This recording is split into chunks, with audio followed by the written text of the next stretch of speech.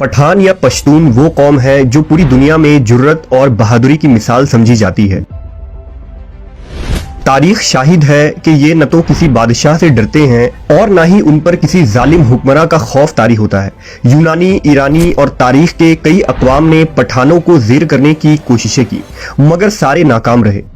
نصف دنیا فتح کرنے والا سکندر اعظم نے بھی جب افغانستان میں قدم رکھا تو پٹھانوں نے دنیا کے سب سے منظم فوج اور بادشاہ الیگزینڈر کو دھول چٹا دیا اور انہیں مقدونیہ واپس جانا پڑا۔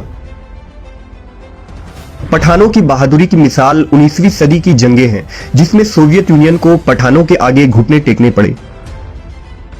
ایک تازہ ترین مثال پچھلے دنوں امریکی فوج کی شکست ہے جس میں دنیا کے سپر پاور کو ان پٹھانوں نے ایسا زیر کیا کہ جسے تاریخ میں ہمیشہ یاد رکھا جائے گا۔ آخر یہ پٹھان کون ہے؟ یہ کس نسل سے تعلق رکھتے ہیں؟ کیا پٹھان کسی نبی کی اولاد ہیں؟ ان کا اس قدر بہادر اور جرت مند ہونے کی وجہ کیا ہے؟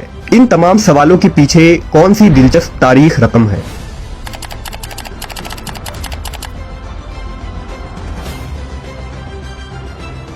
پٹھانوں کی تاریخ اور نسل کے متعلق تین مختلف نظریے ملتے ہیں۔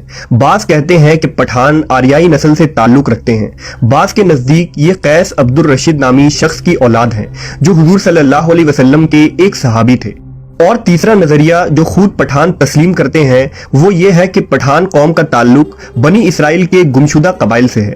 ہم اس ویڈیو میں ان تمام نظریات کا تحقیقی جائزہ لیں گے۔ پٹھانوں کے روایات کے مطابق قیس عبد الرشید عرف پٹھان قوم کا مورث اعلیٰ ہے۔ قیس کو پٹھان اپنی زبان میں کش کہتے ہیں۔ قیس عبد الرشید وہ پہلے پشتون شخص تھے جنہیں عرب میں محمد صلی اللہ علیہ وسلم کی آمد کی خبر ہوئی تھی، لہٰذا جب قیس اپنے قوم کے لوگوں کے ساتھ مدینہ پہنچے اور حضور کے بارگاہ اقدس میں حاضر ہوئے تو نبی نے اس جماعت کے ساتھ شفقت فرمائی اور ہر ایک سے اس کا نام پوچھا۔ پھر حضور نے فرمایا کہ قیس عبرانی نام ہے، لہٰذا آپ صلی اللہ علیہ وسلم نے اسے بدل کر عبد الرشید رکھ دیا۔ حضرت قیس اور ان کے قبیلے کے لوگوں نے اسلام قبول کر لیا اور اس طرح انہیں پہلے پشتون صحابی ہونے کا شرف حاصل ہوا۔ پختونی روایتوں کے مطابق ایک غزوے کے دوران جب مشرکین اسلامی لشکر پر بھاری پڑنے لگے تو حضور صلی اللہ علیہ وسلم نے حضرت خالد کو حکم دیا کہ جاؤ اور اپنے پٹھان بھائیوں کو مدد کے لیے بلاؤ، لہذا حضرت خالد افغانستان چلے گئے اور افغان سردار قیس عبد الرشید کو حضور کا پیغام دیا، لہذا تمام پٹھان قبیلے قیس عبد الرشید کی قیادت میں مکہ کی طرف روانہ ہو گئے۔ مکہ پہنچ کر انہوں نے ایک خونریز جنگ لڑی۔ شام کو صحابہ کرام نے حضور کو یہ خوشرنجی سنائی کہ افغانی لشکر نے مشرکین کو شکست دے دی ہے اور ہماری فتح ہوئی ہے۔ حضرت خالد بن ولید نے ملک عبد الرشید کی بہادری کے واقعات حضور کو بتائے تو آپ کی زبان سے برملا یہ الفاظ جاری ہوئے کہ اللہ اس کی آل و اولاد کو فروغ بخشے گا، اس کے قبیلے کی تعداد اور طاقت سب سے زیادہ ہوگی۔ پھر نبی صلی اللہ علیہ وسلم نے فرمایا کہ مجھے وحی کے ذریعہ آگاہ کر دیا گیا ہے کہ اس کی خدمت کے لیے اس قبیلے کی کثرت و استحکام کو وہی حیثیت حاصل ہوگی جو کہ کشتی یا جہاز کے نیچے والی لکڑی کی ہوتی ہے جس پر جہاز کی عمارت استوار ہوتی ہے۔ حضور نے بارگاہ خداوندی میں دعا کی کہ اس مرد کی نسلوں سے ایک عظیم قبیلہ پیدا ہو جس کے افراد قیامت تک سلامتی اور ایمان کے ساتھ شریعت اسلام پر ثابت قدم رہیں۔ رخصت کے وقت حضرت خالد کی درخواست پر ایک انصاری صحابی کو قیس عبد الرشید کے ہمراہ کیا گیا تاکہ وہ کوہستان غور کے علاقوں میں لوگوں کو شریعت کی تعلیم دے۔ نعمت اللہ حروی کی کتاب مخزن افغانی جو قیس قبیلہ کی تاریخ پر لکھی گئی ایک مشہور کتاب ہے، اس میں درج ہے کہ قیس عبد الرشید حضرت خالد بن ولید کے ہاتھ پر مشرف با اسلام ہوئے تھے اور قیس نے حضرت خالد کی ایک بیٹی سے نکاح بھی کیا تھا جس سے بٹن اور غور پیدا ہوئے اور ان کی اولاد پٹھان کے نام سے مشہور ہوئی۔ نعمت اللہ حروی نے لکھا کہ کتب حدیث سے اس خبر کی تصدیق نہیں ہوتی ہے، لیکن دوسری تاریخی روایتوں سے سندھ اور افغانستان سے وفد کا مدینہ آنا اور اسلام قبول کرنا ثابت ہے۔ پٹھان قوم کے متعلق دوسرا نظریہ یہ ہے کہ پٹھان یہودی النسل ہے۔ افغانی تاریخ داں اور بہت سے یہودی مورخین پٹھان قوم کا تعلق قبل از مسیح کے یہودی قبیلے سے جوڑتے ہیں، یعنی بنی اسرائیل کے وہ 12 قبیلے جو ارض فلسطین میں آباد تھے۔ دراصل حضرت یعقوب علیہ السلام کا لقب اسرائیل تھا، اس لیے ان کے اولادوں کو بنی اسرائیل کہا جاتا ہے۔ حضرت یعقوب کے 12 بیٹوں سے بنی اسرائیل کے 12 قبیلوں کی بنیاد پڑی، جن میں آل یہود، آل لاوی اور آل روبن وغیرہ معزز قبیلے تھے۔ خدا نے آل یہود میں حضرت داؤد اور سلیمان علیہ السلام کو مبعوث فرمایا، جنہیں کتاب اور بادشاہت دونوں عطا کی گئی۔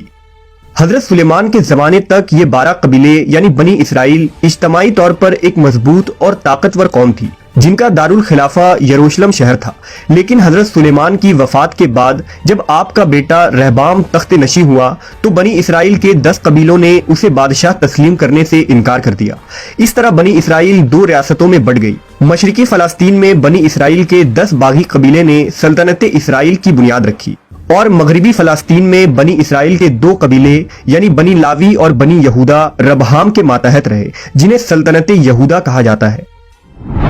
800 قبل مسیح میں بابل کی اشوری فوج اسرائیل پر حملہ آور ہوئی اور ان کی حکومت کو تباہ و برباد کر دیا۔ اب صرف مغربی فلسطین میں آباد سلطنت یہودا باقی رہ گئی، اور وہاں بسے بنی اسرائیل یہودی قوم کے نام سے مشہور ہوئے۔ بنی اسرائیل کے بقیہ 10 قبیلے کے اکثر لوگ قتل کر دیے گئے، جبکہ کچھ قبیلے وہاں سے ہجرت کر کے دنیا کے مختلف حصوں میں جا بسے، جنہیں بنی اسرائیل کا گمشدہ قبیلہ یعنی دا لاسٹ ٹرائب آف بنی اسرائیل کہا جاتا ہے۔ یہ وہ ریوڑ تھے جو اپنے گروہ سے جدا ہو کر بھٹک گئے، اور تاریخ میں ان قبیلوں کا کوئی نام و نشان نہیں ملا۔ دراصل طویل تاریخ کو مختصر بیان کرنا مشکل کام ہے، لیکن امید ہے کہ آپ واقعات کو بخوبی سمجھ رہے ہوں گے۔ یہودی محققین کے مطابق جب سلطنت اسرائیل تباہ ہوئی تو بنی اسرائیل کے وہ گمشدہ قبیلے بھاگ کر ایران کے قریب غور کے پہاڑوں میں جا بسے، اور پھر یہاں سے دیگر خطوں میں پھیل گئے۔ سینکڑوں سالوں تک یہ لوگ یہاں سکونت پذیر رہے اور رفتہ رفتہ شریعت موسوی اور توریت کے تعلیمات کو بھول بیٹھے۔ البتہ انہوں نے اپنا خاندانی نسب اور سلسلہ یاد رکھا اور خود کو فخریہ قوم بنی اسرائیل اور یہودیوں نسل سے جوڑے رکھا۔ خود پٹھانوں کا یہ دعویٰ ہے کہ ان کے آباء و اجداد کا تعلق قدیم زمانے کے یہودیوں سے ہے، جبکہ افغانستان کے آخری بادشاہ ظاہر شاہ مرحوم خود یہ اقرار کرتے تھے کہ ان کا تعلق بنی اسرائیل کے بنیامین قبیلے سے ہے، اور وہ انہی بنی اسرائیل کے گمشدہ قبیلوں میں ایک ہیں جو بخت نصر کے حملے کی وجہ سے اپنے ریوڑوں سے بچھڑ گئے تھے۔ دنیا میں پٹھان ہی وہ واحد قوم ہے جس میں اسلام کے بغیر کوئی مذہب نہیں۔ اگر کسی پٹھان سے پوچھا جائے کہ آپ پہلے مسلمان ہیں یا پختون، تو جواب یہ ہوگا کہ میں 5000 سال سے پٹھان ہوں اور 1400 سال سے مسلمان ہوں۔ مشہور مورخ احسان اللہ عباسی نے اپنی تاریخ اسلام میں لکھا ہے کہ مدینہ کے یہودی ان افغانوں سے برابر خط و کتابت میں رہتے تھے، اور جب وہ لوگ مدینہ میں مسلمان ہوئے تو اپنا ایک شخص یہاں بھی دعوت اسلام کے لیے بھیجا تھا۔ اگر غور کیا جائے تو پٹھانوں کی بیشتر چیزیں بھی یہودیوں سے کافی ملتی جلتی ہیں۔ مثلا نسلی طور پر یہ دونوں اپنے آپ کو دنیا کی بہترین قوم تصور کرتے ہیں۔ یہ دونوں ہی مذہبی طور پر سخت ہوتے ہیں اور دونوں ہی سر پر ٹوپی یا پگڑی رکھتے ہیں۔ اس کے علاوہ بھی ان کے کئی رسم و رواج اور عادات و اطوار مشترک نظر آتے ہیں۔